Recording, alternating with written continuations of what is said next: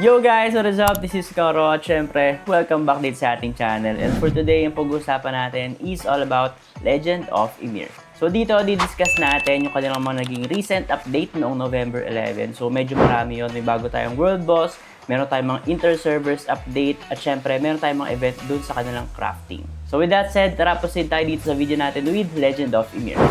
So yun guys, no, ito yung ating character currently at level 44 with 61k CP, although medyo mababa pa to, hindi pa kasi ako gumagawa ng aking mga Black Valkyrie quest. And yun nga, marami pa akong mga dapat gawin dito at habulin. Pero anyway, proceed tayo dun sa ating main topic, which is yung mga updates ni Legend of Ymir noong November 11. So medyo marami to, pero iisa-isahin natin para mas maintindihan nyo siya bawat update. No? So unang update is yung kanilang inter-servers. So kung mapapansin nyo kapag pumunta ka dun sa kanilang main menu, tapos sa rankings, no? Tapos makikita mo dyan guys, nag-iba yung ranking natin. If ever nag-observe kayo kung nasa ranking kayo, yung level is may kahalo na kayong ibang server. As yung kasi sa amin, server 21, 28, and 24. So tatlong server yung sa amin. So same with collection and sa growth power. So nag-iba rin yung mga rankings natin dyan kasi naghalo na nga yung tatlong server pagdating sa mga rankings. Kasama dyan pati yung clan. As yung kasi nag-iba rin yung ating mga rankings sa clan. Dati medyo mataas kami, ngayon nasa 11 na kami. Although, mahabol naman siguro namin yan, basta consistent kami when it comes to leveling. And yun nga, level 15 yung highest and level 14 naman kami. Based naman sa growth power, okay pa rin naman sa amin kasi nasa 12 pa rin kami, no? Across 3 servers to. And para mas makita nyo kung ano yung mga server na naging ka-inter-server nyo or parang kahalo nyo, no? Is meron akong lilive na link sa ating description box. So, ito yon. So, for example, ito, inter-server 1. Ayan, si Xiao tsaka si Daddy Kim, si King's Attack sama sa inter-server 2. So marami guys, karamihan sa partner server o sa ibang mga server is dalawa lang. So sa chess, isa lang yung kahalo nila, no? Asia 36. Tapos guys, yung sa amin, ito siya, no? Inter-server 14, which is yun nga, Asia 21 kami. Kahalo namin is 28 and 24. So anyway, if gusto nyong i-check yung full list para malaman nyo kung sino talaga yung mga magkakahalo na server, is pwede nyong i-check yung link na ililip ko sa ating description box. Pero guys, huwag kayong mag-alala kasi doon sa mga normal area is hindi nyo naman ma-meet yung mga kahalo nyong server.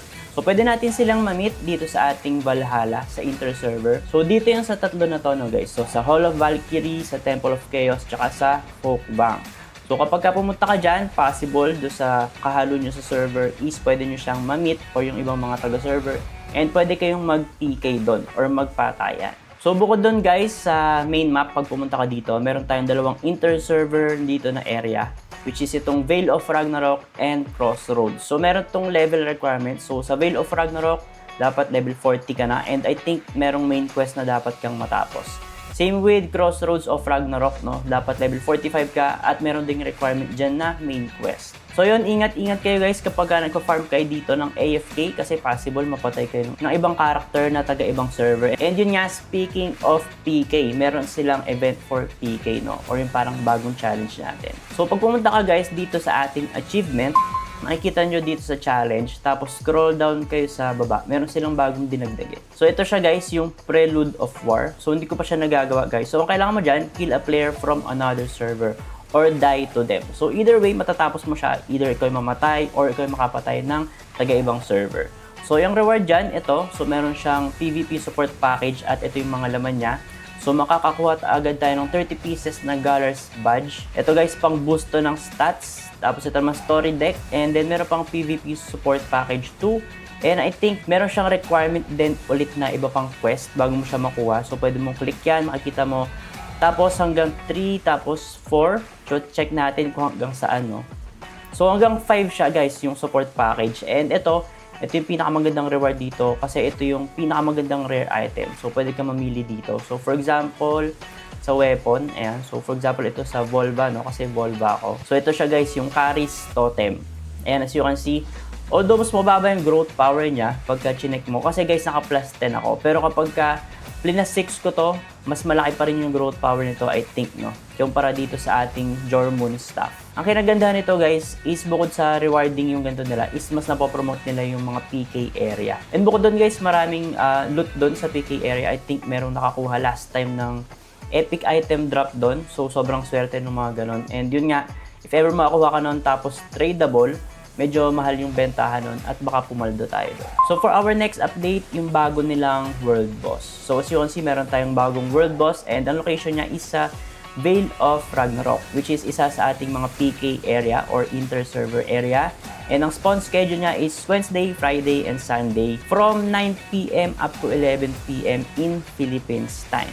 So guys, yun nga, paalala ko, PK area to. So as much as possible, dapat kasali ka sa guild, no, kapag ka pupunta ka dito at makikipagbakbakan ka dito sa World Boss na bago natin. Kasi yun nga, mas maganda pagka as a guild kayo pupunta doon. And yun, yung mga makakalaban kayong taga-ibang server doon. So kahapon yung isa sa mga naging event, and yun nga, hindi ako nakasali, pero susunod, kunyari bukas pagka nakasama ko, no, gagawa ko ng video para mapakita nyo kung ano yung magiging itsura nung ward doon ng iba't ibang mga player from different servers. So pag pumunta tayo sa map natin, ito yan guys, dito sa Veil of Ragnarok. So kapag hindi nyo siya napatay, after 11 p.m. in Philippines time is mawawala na yung boss, and yun, walang makakakuha ata ng reward if I'm not mistaken. So guys, move on tayo sa kanilang next update, which is yung mga stones natin for upgrade is pwede natin i-craft at nagdagdag sila doon ng recipe.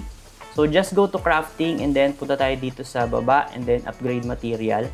And as you can see, for Valkyrie and Desir, meron na tayong Valkyrie Crystal Stone promotion. So kailangan natin dito is 50 na color blue, which is yung rare natin, no? So itong epic na to, ito yung kailangan natin pang upgrade ng ating Desir para from epic maging legend yan. So pakita ko sa inyo, no? So guys, for example, dito sa ating Valkyrie, if ever hindi nyo pa alam, so punta ka dito sa promote. Ayan, pwede mo siyang i-promote dito. Pero ang requirement dito is level 30. So, kailangan level 30 yung Desir mo or yung Valkyrie mo bago mo siya ma-promote. And bukod doon, dapat pwedeng ma-promote yung Valkyrie mo or yung Desir mo. Kasi guys, hindi lahat ng epic is pwedeng i-promote. So, for example, itong epic ko, pwede siya kasi meron pa siyang isang bilog dito na empty. Pero itong isang epic ko, max na siya, hanggang epic lang talaga siya. So, hindi na siya pwedeng ma-promote into legend. So, medyo swerte tayo guys kasi yung ating Valkyrie at yung Desir natin is parehas pwedeng i-upgrade into legend. So guys, for our next update is yung kanilang mga event, no? So meron tayong mga bagong event. So click mo lang to. Tapos makikita mo dyan, for example, ito, yung ating combat exercise task. So pagka nagawa niyo yan, may mga rewards tayo dyan. And ito is pang craft ng ating rare item.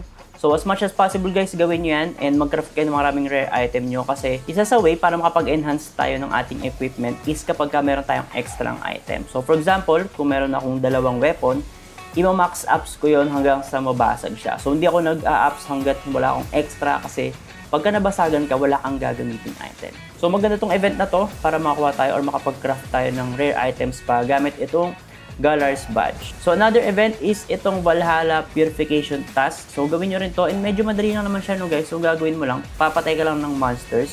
So hindi pa ako nakapag-farm sa Temple of Chaos tsaka sa Folkbank masyado kaya hindi ko pa nagagawa to. So pagka na-complete mo yung task, meron tayong Radiant Enhancement Stone. And maganda to, no, if ever mag-enhance ka, pwede mo siyang gamitin. And may chance na bukod sa +1, magiging +2 yung ating item. So guys, for our next update is yung kanilang daily mission enhancement. So naging dalawa yung pwede nating makuha kada package dito sa ating daily mission. Kaya as much as possible, dapat gawin nyo to. So for example, itong daily mission package 1. So dati isa lang to, as yung see times 2 na yung nakalagay dito. At importante to guys kasi meron tong laman Amber. So ito yung hinahabol ko dito, Amber tsaka itong pang summon natin at syempre itong mana regen potion. So lahat naman to guys is mahalaga, pero yun nga para sa akin ang pinakamahalaga is itong Amber tsaka itong mana regen potion natin. Same goes with our daily mission package 2. So dalawa na rin yung pwede nating makuha nito every single day. So dapat gawin nyo lahat ng daily missions nyo every day para ma-maximize natin yung ating reward. So by the way, ang daily mission enhancement natin is 1 week lang. So mag-end na to after 1 week. So, dapat maximize nyo siya 7 days. Dapat gawin nyo lagi yung daily missions natin. So, next guys is dito sa kanilang craft. So, may mga inad sila, no? So, for example, itong Tears War Supply. So, pwede tayong makuha nitong War Supply na to sa iba't ibang paraan. So, sa monsters to. And ito yung mga area na nagda-drop ng ganito. So, madali lang naman to i-farm, guys. So, hindi ko nga alam na meron akong na-farm na ganito. Meron akong 109. And as much as possible, dapat i-craft nyo to lahat, lalong-lalo na itong ating pang-collection kasi malaki yung dagdag niyan guys sa CP. So ako hindi ko pa kina-craft. And yun ko lang pa ako ng konti, no? Kasi kailangan ko ng 120 para ma-craft itong 4. Tapos guys, ito, meron tayo nito. Per character din to. So i-craft nyo rin yan. Tapos ito rin weekly. So ito guys, itong weekly na to, kinumpute ko kanina I think makakagawa na tayo nito ng 3 beses, no? Kasi weekly siya, mag-start siya noong November 11, tapos next week, meron tayo isa pa ulit, so pangalawa na yun. Tapos mag-end siya sa November 25 and naabot pa tayo ng reset na weekly, kaya magkakaroon tayo ng pangatlong craft nitong ating recharging stone. So as much as possible, dapat mag-craft din kayo nito weekly, pati itong mga to. So craft nyo siya weekly para ma-maximize natin yung ating event na to. And lastly guys, so meron tayong bagong dalawang partner server. So si Yahoo Games at si Kyrobel. So congratulations kay Boss Kyro. So if ever hindi nyo alam si Boss Kyrobel, isa yan sa pinapanood ko when it comes to Legend of Ymir contents. And yun nga, sobrang solid na mga content ni Boss Kyrobel. And yun, congratulations kasi nagkaroon siya ng partner server. At yun, ang opening date daw is November 30. So I think yun na yung video natin for today. And sobrang solid nung naging update ni Legend of Ymir. Kasi nakita nyo naman, meron tayong bagong world boss, meron tayong mga bagong crafting material or crafting event, and meron tayong mga bagong event missions. So mas nagiging busy yung activity or mas dami yung activity natin dito sa Legend of Ymir. And lastly, no, bago ko end yung video, if ever gusto nyo akong support, please send seeds to this code. So nandito yan sa ating screen. If ever naman gusto nyo ng direct link, meron din ako link sa ating description box or sa ating comment section. If ever may mga questions kayo or clarifications, i-drop nyo lang sa baba at tatry ko yung sagutin sa ating comment section. Yun lang guys, and see you sa ating next video. Ingat!